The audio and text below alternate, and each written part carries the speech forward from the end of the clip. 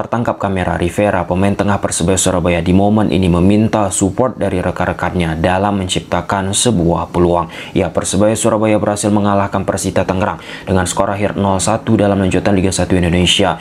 Gol Persebaya dicetak oleh Bruno Moreira di menit 11, asis dari Malik Rizaldi. Sebelum lebih jauh, aku gak pernah bosan-bosan untuk ingat ke teman-teman, ketika teman-teman tonton video ini, jangan lupa tekan tombol like-nya.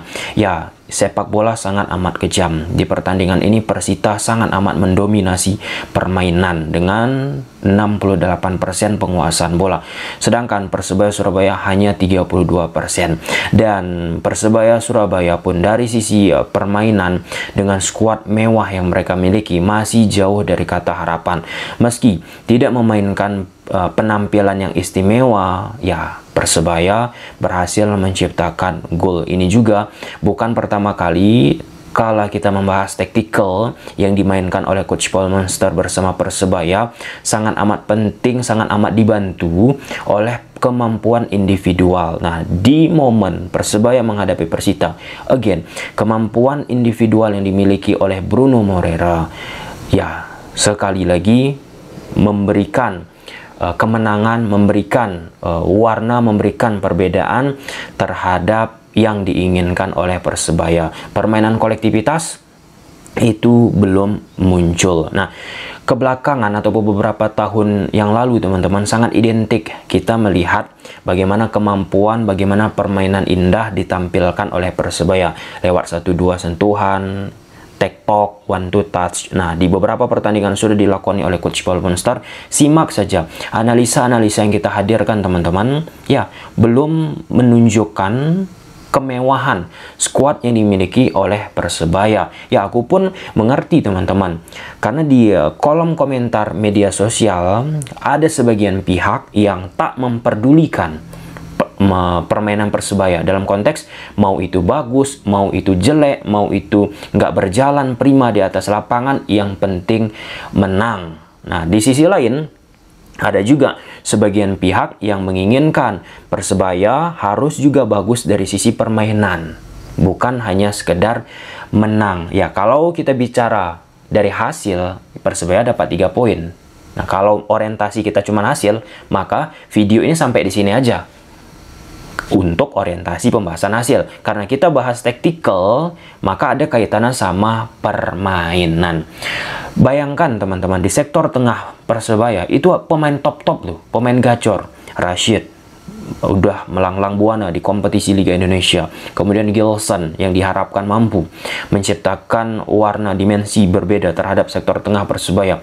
Rivera menjadi pemain terbaik Liga Indonesia di musim lalu teman-teman, dan banyak direbuti oleh klub-klub, bukan hanya klub yang ada di Liga Indonesia tetapi klub yang ada di luar.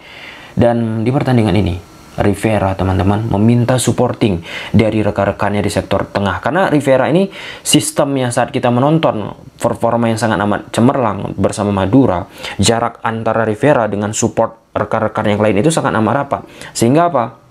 One to touch itu pun terjalin secara prima. Dalam konteks sektor tengah yang dimiliki oleh Persebaya, Rashid ataupun Gilson, ini bukan pertama lagi aku katakan teman-teman, belum menunjukkan yang namanya koneksi yang erat. Dan itu muncul respon yang beragam di media sosial. Terlihat teman-teman, Rivera disebutlah diganti aja dan lain sebagainya. Nah, ketika tidak ada memunculkan yang nama koneksi di sektor tengah, pemain asing 3-3 bagi Persebaya Surabaya ini didukung sayap kanan dan Malik, sayap kiri ada Bruno, suplai ke Flavio Silva, tidak berjalan mulus. Sampai saat kita buat video ini, Flavio belum menciptakan yang namanya gol. Tetapi aku memikirkan juga, Flavio ini tipikal, ya yang aku harapkan teman-teman, tipikal jika sudah menciptakan 1 gol, bisa nih membuka keran golnya seterusnya. Tetapi bagaimana striker itu bisa menciptakan sebuah gol, bagaimana menciptakan sebuah hal yang menakutkan di lini defensif lawan, maka butuh yang namanya suplai.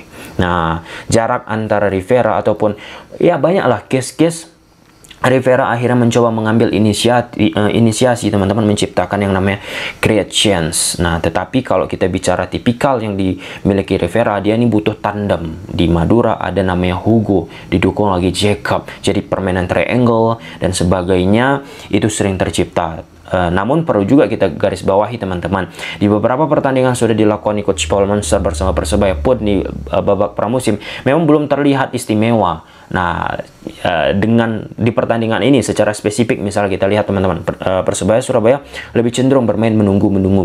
Aku pun memikirkan, aku pun akhirnya mencoba merenungkan, memberikan rasa respect ataupun menghormati setiap keputusan diberikan oleh Coach Paul Monster. Ya, memang jika itu filosofi, ya memang jika itu prinsip, yang penting hasil tanpa mempedulikan permainan indah, permainan yang bagus dengan kualitas pemain yang sangat amat luar biasa, ya itu patut kita hormati. Orientasi kembali ke hasil, orientasi kembali ke permainan pragmatis. Tetapi jika kita menonton pertandingan sepak bola 90 menit, salah satu yang kita inginkan itu lewat mata yang kita tonton teman-teman di atas lapangan, permainannya ada. Nah, dalam konteks saat kita menyaksikan banyak game Persebaya Surabaya dan kemudian kita mengulas dari sisi taktikal, atribut permainan kolektivitas itu belum padu, belum kompak, belum sentral, dan cenderung masih mengandalkan permainan individualistik. Sedangkan Persita Tangerang ini menarik teman-teman. Menariknya kenapa? Persita Tangerang di beberapa pertandingan awal liga, mereka lebih sifatnya teman-teman beradaptasi sih dengan permainan lawan. Saat menghadapi Persija Jakarta, Persita parkir tank, parkir bus, parkir pesawat dengan shape defense 6-2-2 ataupun 6-3-1. Tetapi saat menghadapi Persebaya ini, jelas Persita Tangerang mendikte. Tadi sudah kita sebut ball position 68 berbanding Persebaya 32%. Tetapi yang menjadi persoalan Persita Tangerang yaitu efektivitas clinical di depan gawang, itu pertama. Di babak pertama lagi, bagaimana aliran bola itu terlalu lamban sehingga compact defense, pertahanan Persebaya menjaga kedalaman teman-teman, itu tidak renggang, tidak ke distract. Jadi sulit itu Persita akhirnya untuk bisa lebih banyak menciptakan sebuah nama peluang. Nah, di babak kedua itu lebih cepat aliran bola dilakukan oleh coach Persita Tangerang, tetapi alhasil tetap sulit untuk menciptakan sebuah yang namanya gol. Di pertandingan ini pun lengkap teman-teman. Kita bukan hanya bicara soal game, soal teknis terjadi di atas lapangan, tetapi apa yang dilakukan oleh Andre Cobra Octaviansah ini kayak main smackdown ya, melakukan tindakan yang agresif, tindakan yang harusnya itu tidak dilakukan. Ini level Liga 1 Indonesia, kasta tertinggi. Kenapa ini penting teman-teman? Aku yakin ini banyak ditonton oleh pecinta sepak bola Indonesia. Bukan hanya orang-orang dewasa, tetapi anak-anak usia dini, pembinaan, ataupun sedang bercita-cita ingin menjadi pemain profesional. Menonton pertandingan ini, melihat abangnya, melihat kakaknya melakukan sesuatu di luar nalar, aku tak khawatirnya dicontoh. Dan ya, ini untungnya level kompetisi Liga Indonesia. Kalau misalnya tipikal apa yang dilakukan oleh Andre Octaviansah dibawa ke level internasional, di level Asia, bakalan bisa disanksi.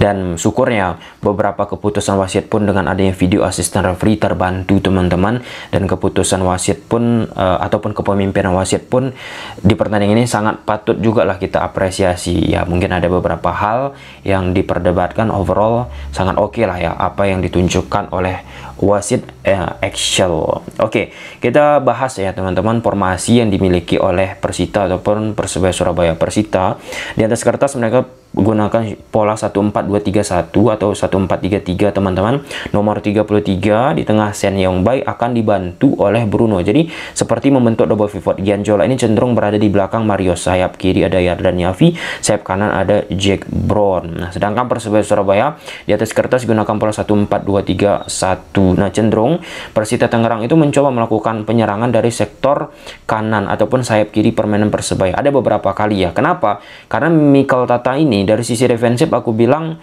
tidak begitu spesial. Saat bersama Arema pun Mikel Tata tidak begitu spesial juga, banyak kebocoran-kebocoran. Nah, di pertandingan ini kebocoran itu muncul lewat apa dilakukan oleh Persita, menciptakan yang nama overload. Jack Brown menjaga sisi kelebaran dibantu oleh Toha, dan ya Gianjola pun ikut andil dalam skematisasi overload ataupun unggul orang di zona sayap kanan dari Persita Tangerang. Nah, kemudian kedalaman diciptakan oleh Persebaya Surabaya. Ketika bertahan, Persebaya Surabaya itu gunakan shape 4-4-2. Malik Rizaldi ini ikut juga track back beberapa kali teman-teman untuk mundur membantu Ardi Idrus, sangat amat dalam sehingga sulit nih pemain Persita Tangerang untuk melakukan permainan dari sisi kelebaran, khususnya dari sayap kiri permainan Persita Tangerang. Jadi cukup realistis mengapa akhirnya masuk nih ke posisi sayap ke posisi area kiri Persebaya. Selain di situ ada Mikel Tata, Bruno Moreira pun kan secara defensif nggak begitu agresif untuk membantu Mikel Tata. Ada beberapa kali defensif, tetapi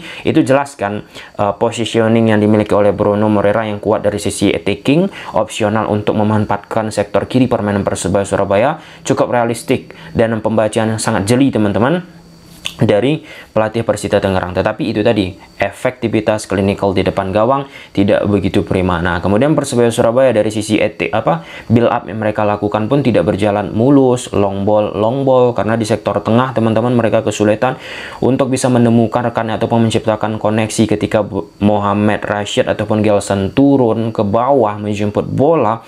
Jarak mereka dengan Rivera jauh ataupun jalur passing menuju Rivera tertutup. Malik Rizaldi yang berada di sayap kanan pun tidak menunjukkan hal yang istimewa, cenderung sifatnya ini lebih membantu pertahanan. Jadi kan ini hal yang mengkhawatirkan sebenarnya teman-teman di saat kita bicara Persebaya Surabaya kualitasnya oke, tetapi pemain-pemainnya di pertandingan ini ya sangat amat tidak menunjukkan sesuatu yang istimewa. Tetapi kita kembali, kalau dunia sepak bola itu kan kejam. Meski jelek mainnya, meskipun kadang beberapa pertandingan kita lihat klub-klub A, B, C, D, E nggak bagus, berantakan permainannya, kemudian bisa menang, itulah dia kekejaman sepak bola. Nah, dalam konteks ini Persebaya Surabaya bisa melakukan dan memanfaatkan hal tersebut. Dikala banyaknya gempuran yang coba dimanfaatkan oleh Persita Tangerang. Aku harap teman-teman simaklah video pembahasan taktikal kita di pertandingan-pertandingan sudah kita bahas perihal Persebaya Surabaya dengan apa yang disajikan oleh Coach Paul Monster kala menghadapi Persita Tangerang ini tidak jauh berbeda. Dan banyak juga aku melihat selesai FIFA Matchday ataupun agenda Timnas Indonesia teman-teman, kemudian bergulir lagi Liga Indonesia, kan sempat jeda. Banyak klub-klub touch permainan itu hilang. Aku berpikiran positif. Ini kembali lagi Liga, kembali lagi Persebaya Surabaya bermain. Mungkin karena sebab itu touch permainan itu tidak ditemukan sehingga banyak ataupun performa pemain Persebaya Surabaya mengalami penurunan, dan berpikiran positif selanjutnya. Semoga di pertandingan selanjutnya Persebaya Surabaya menunjukkan permainan yang bukan hanya orientasi hasil. Kenapa? Karena Persebaya diisi oleh pemain bintang. Nah, kan sangat amat disayangkan pemain-pemain bintang ini meredup, tenggelam, tidak menunjukkan permainan impresifnya di saat harapan itu pasti diinginkan oleh Persebaya, karena ketika mereka merekrut pemain-pemain A, B, C, D, E, track recordnya di klub sebelumnya mereka menampilkan permainan yang istimewa juga. Oke, mungkin sampai sini aja. Gimana menurut teman-teman? Silahkan tulis di kolom komentar. Bye.